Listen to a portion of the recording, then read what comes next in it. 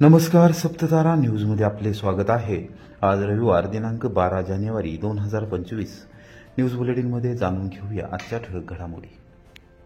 कोरेगाव बाजार समितीने आर्थिकदृष्ट्या सक्षम व्हावे, उत्पन्न वाढीसाठी प्रयत्न करावेत, नामदार मकरंद पाटील। बाजार समिती व्यापारी संकुल इमारतीचे भूमिपूजन। सातारा जिल्ह्यातील कोरेगावसह अन्य बाजार समितीचे कामकाज चांगले आहे, मात्र बाजार समितीने उत्पन्न वाढीचे उपक्रम हाती घेऊन आर्थिकदृष्ट्या सक्षम होणे ही काळाची गरज आहे। शेतकरी हितासाठी बाजार समितीने नवनवीन उपक्रम हाती घ्यावेत, त्यास राज्य सरकार म्हणून निश्चित सहकार्य केले जाईल, अशी ग्वाही मदत व पुनर्वसन मंत्री नामदार मकरंद पाटील यांनी दिली। कोरेगाव कृषी उत्पन्न बाजार समितीच्या नियोजित व्यापारी संकुलाचे भूमिपूजन मंत्री नामदार पाटील यांच्यासह मान्यवरांच्या हस्ते दुपारी 12:15 वाजता झाले। त्याप्रसंगी गीताई मंगल कार्यालयात झालेल्या कार्यक्रमात ते बोलत होते। अध्यक्षस्थानी विधान परिषदेचे माजी सभापती आमदार श्रीमंत रामराजे नाईक निंबाळकर हे होते। सातारा जिल्हा मध्यवर्ती सहकारी बँकेचे चेअरमन खासदार नितीन काका पाटील, माजी मंत्री आमदार शशिकांत शिंदे, समितीचे सभापती पांडुरंग भोसले, उपसभापती दिलीपराव अहिरेकर, जिल्हा उपनिबंधक संजय कुमार सुत्री, तहसीलदार डॉक्टर संगमेश कोळे, सहाय्यक निबंधक प्रीती काळे यांच्यासह प्रमुख पदाधिकारी व मान्यवर यावेळी उपस्थित होते। यावेळी आमदार श्रीमंत रामराजे नाईक निंबाळकर आणि आमदार शशिकांत शिंदे यांनी मनोगत व्यक्त केले। सभापती ॲडव्होकेट पांडुरंग भोसले यांनी स्वागत व प्रास्ताविक केले। सचिव संताजी यादव यांनी सूत्रसंचालन केले। संचालक ॲडव्होकेट अमोल राशीनकर यांनी आभार मानले। कार्यक्रमास बाजार समितीचे आजी माजी पदाधिकारी, संचालक, संचालिका, विविध संस्थांचे पदाधिकारी, शेतकरी यावेळी उपस्थित होते। शासनाची अपेक्षा ही आहे की ज्या संस्था व मार्केट कमिटी असतील, खरेदी विक्री संघ असतील, अन्य सरकारी संस्था असतील, या संस्था तुम्ही चांगल्या पद्धतीनं, काटकसरीनं, पारदर्शकपणानं या संस्था चालवणं अपेक्षित, कारण सर्वसामान्य शेतकऱ्याच्या, कष्टकऱ्याच्या निगडीत असणाऱ्या या संस्था, मग या संस्थांमध्ये असणारी आर्थिक उलाढाल याच्यावर संचालक मंडळाचं लक्ष बारकाईनं असलं पाहिजे। त्या पारदर्शकपणानं त्यांनी काम केलं पाहिजे। आपल्या संस्थेचं उत्पन्न अधिकाधिक वाढून आपल्या सभासद असतील, शेतकरी असतील, कष्टकरी असतील, आपले हमाल व्यापारी असतील, या सगळ्या घटकांना, आपल्याला व्यापारी असतील, यांना अधिकाधिक आपल्याला कसा या संस्थेच्या माध्यमातून न्याय देता येईल, अशा पद्धतीचं काम या संस्थेच्या माध्यमातून भविष्यामध्ये आपल्याला करावं लागेल। श्री समर्थ भगवान वागदेव महाराज यांचा रथोत्सव भंडाऱ्याचे उधळण करत वाटा स्टेशनकडे मार्गस्थ। महाराष्ट्रातून हजारो भाविक भक्तांची हजेरी।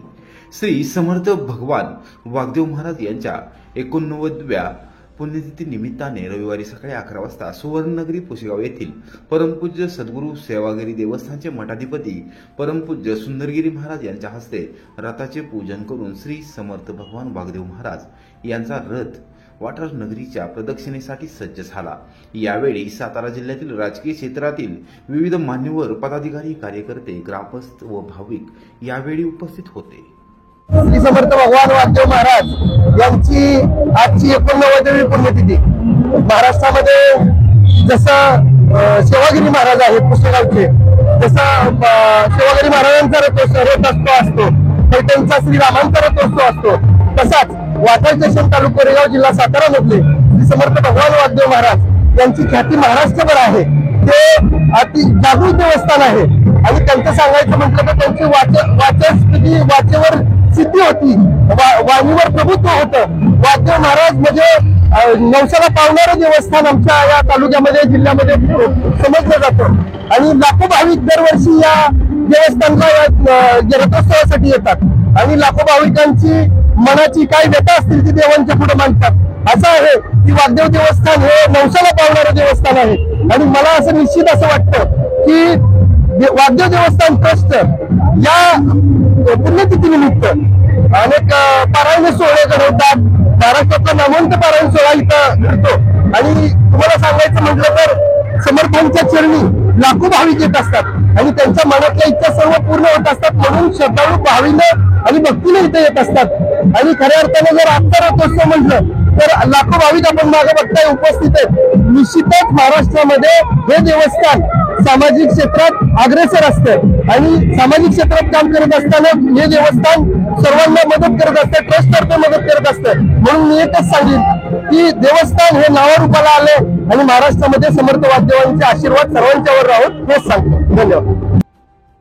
सातारा जिल्ह्यातील प्रकल्पग्रस्तांचे प्रश्न प्राधान्यक्रमाने सोडवणार मदत व पुनर्वसन मंत्री नामदार मकरंद आबा पाटील यांची ग्वाही. पत्रकारांशी साधला संवाद. सातारा जिल्ह्यातील विशेषतः कोरेगाव तालुक्यातील कोयना, धोम आणि कन्हेर या सर्वच प्रकल्प बाधित असणाऱ्या प्रकल्पग्रस्तांचे प्रश्न प्राधान्यक्रमाने सोडवणार आहे, अशी ग्वाही मदत व पुनर्वसन मंत्री नामदार मकरंद आबा पाटील यांनी रविवारी दुपारी 2 वाजता पत्रकारांशी बोलताना दिली. कोरेगाव बाजार समितीच्या व्यापारी संकुल इमारतीच्या भूमिपूजन कार्यक्रमास प्रमुख अतिथी म्हणून मंत्री पाटील उपस्थित होते. कार्यक्रमानंतर पत्रकारांशी बोलताना त्यांनी कोरेगाव तालुक्याशी असलेल्या नात्याचा उलगडा केला. माझे वडील खासदार लक्ष्मणराव पाटील यांचे कोरेगाव तालुक्यावर विशेष प्रेम राहिले आहे. त्यांच्यानंतर आमच्या पिढीचेही कोरेगाव तालुक्याशी अत्यंत निकटचे आणि जिव्हाळ्याचे संबंध राहिले आहेत. खासदार नितीनकाका पाटील यांचा कोरेगाव तालुक्यात मोठा जनसंपर्क आहे. मंत्री झाल्यानंतर कोरेगाव तालुक्यातील हा माझा पहिलाच कार्यक्रम होता. सातारा येथून निघताना जुन्या आठवणी मनात दाटून आल्याचे त्यांनी सांगितले. सातारा जिल्हा हा धरणांचा जिल्हा असून त्यातील प्रकल्पग्रस्तांचे प्रश्न अद्याप विविध स्तरावर प्रलंबित आहेत. काही प्रकरणे न्यायालयात प्रलंबित आहेत. याविषयी लक्ष घालून प्रकल्पग्रस्तांचे प्रश्न प्राधान्यक्रमाने सोडवणार आहे, असेही त्यांनी स्पष्ट केले. काय सांगेल, आज कोरेगावमध्ये आज मंत्री झाल्यानंतर आपण पहिल्यांदाच कोरेगावमध्ये आलो. निश्चितपणानं राज्याचा मदत व पुनर्वसन मंत्री कोरेगाव तालुक्यामध्ये निश्चितपणे बाजार समितीचा जो भूमिपूजनाचा कार्यक्रम होता व्यापारी संघटनाचा, त्या कार्यक्रमात माझ्या होता आणि या कार्यक्रमाच्या निमित्तानं कोरेगाव तालुक्यामध्ये पहिल्यांदा येत असताना एक आगळा वेगळा आनंद समाधान निश्चितपणानं मिळालं. कारण मुळामध्ये कोरेगाव तालुक्यावर माझ्या वडिलांनी म्हणजे माझी खासदार माझी तात्या यांचं मुळामध्ये या तालुक्यावर पहिल्यापासून प्रेम होतं आणि त्यांच्यावर आणि त्याच्यानंतर आमच्या कुटुंबावर विशेषतः खासदार नितीन काका यांचा या तालुक्याशी अलीकडे असणारा संपर्क, त्यामुळे या लोकांचं तालुक्यातल्या आमच्या कुटुंबाशी एक आगळेवेगळे नाते, प्रेम, जिव्हाळा आणि निश्चितपणानं तीच भावना मला सुद्धा आज तालुक्यामध्ये प्रथमतः या कार्यक्रमाला येत असताना ती भावना माझ्या मनात एकदा दाटून आली. एवढंच मी विषय. कोरेगाव तालुक्यात जे पुनर्वसन गाव आहेत कोयना, धोम आणि कनेरची, त्याचे अनेक वर्षाचे प्रश्न प्रलंबित आहेत. त्या बाबतीत आपण काय सांगाल? मुळामध्ये आता आपल्या जिल्ह्याला धरणाचा जिल्हा मानला जातो. आता मला या विभागाची जबाबदारी या सरकारमध्ये मिळालेली, त्यामुळे निश्चितपणानं मग काही कोयनेचे प्रश्न आहेत ते काही कोर्टामध्ये प्रलंबित आहेत, काही धोमचे असतील, कनेरचे असतील, अन्य धरणांचे प्रश्न असतील. हे प्रश्न निश्चितपणानं सोडवण्याला हे भविष्यामध्ये प्राधान्य देणार. पुणे सातारा महामार्गावर भीषण अपघात, 24 वर्षीय तरुणीचा मृत्यू, दुचाकीस्वार गंभीर जखमी.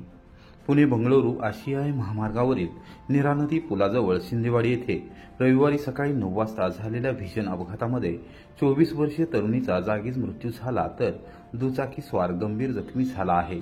शिरवळ पोलीस ठाण्यात अपघाताची नोंद करण्यात आली आहे. घटनास्थळावरून मिळालेल्या माहितीनुसार पुण्यातील नामांकित आयटी कंपनीत कार्यरत 3 तरुण आणि 1 तरुणी महाबळेश्वरला फिरण्यासाठी दुचाकीवरून निघाले होते. खंडाळा तालुक्यातील शिंदेवाडी गावाजवळील नीरा नदी पुलावर भरधाव ट्रकने त्यांच्या दुचाकीला जोरदार धडक दिली. या अपघातात रुबेल सिन्हा वय 24 हिचा जागीच मृत्यू झाला. दुचाकी चालवणारा तरुण गंभीर जखमी असून त्याच्यावर शिरवळ येथील खासगी रुग्णालयात उपचार सुरू आहेत. घटनेची माहिती मिळताच शिरवळचे पोलीस निरीक्षक संदीप जगताप, विलास यादव, हवालदार अरविंद बाराळे आणि भाऊसाहेब दिघे यांनी घटनास्थळी धाव घेतली. त्यांनी महामार्गावर वाहतूक सुरळीत केली आणि जखमींना तातडीने रुग्णालयात दाखल केले. अपघातामुळे परिसरात हळहळ व्यक्त होत आहे. रुबेल सिन्हा हिच्या मृत्यूमुळे तिच्या कुटुंबियांवर दुःखाचा डोंगर कोसळला आहे. शिरवळ पोलिसांनी अपघाताची नोंद करून तपास सुरू केला असून ट्रक चालकाला अटक करण्याची प्रक्रिया सुरू आहे. मद्यप्राशन करून अपघात केल्याप्रकरणी दहिवडी येथील वाहन चालकाविरोधात दहिवडी पोलीस ठाण्यात गुन्हा दाखल. मद्यप्राशन करून वाहन चालत अपघात केल्याप्रकरणी दहिवडी येथील संजय नारायण जगदाळे उर्फ बिट्टू सावकार वय 46 वर्षे याच्यावर दहिवडी पोलीस ठाण्यात शनिवारी मध्यरात्री 2 वाजता गुन्हा दाखल करण्यात आला आहे. याबाबत दहिवडी पोलिसांनी दिलेल्या माहितीनुसार संजय जगदाळे उर्फ बिट्टू सावकार हा स्वतःच्या ताब्यातील मारुती सुझुकी स्विफ्ट कार ही पिंगळी येथे मद्यप्राशन करून वेडीवाकडीपणे चालवत असताना आढळून आला आहे. त्याचबरोबर घटनास्थळावरून मिळालेल्या माहितीनुसार त्याने वडूज पोलीस ठाणे हद्दीतील मांडवे आणि दहिवडी पोलीस स्टेशन हद्दीतील पिंगळी बुद्रुक गावच्या हद्दीवर एका आणि दहिवडी वडूज रस्त्यावरील महादेव टेकाजवळ एका अशा 2 गाड्यांना उडवले होते. यामध्ये त्याच्या ताब्यातील स्विफ्ट गाडीचे मोठे नुकसान झाले असून सुदैवाने त्यास कोणत्याही प्रकारची इजा झाली नाही. याबाबत पोलीस अंमलदार गणेश पवार यांनी फिर्याद दिली असून त्यावरून गुन्हा दाखल करण्यात आला आहे.